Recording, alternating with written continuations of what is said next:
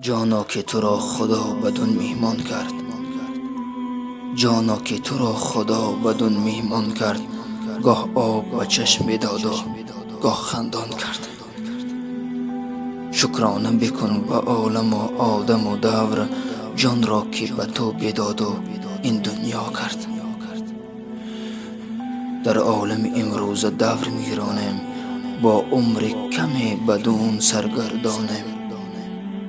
اسپی اجل از دوان آید سوی ما، آن روز رسد به حال خود گریانیم.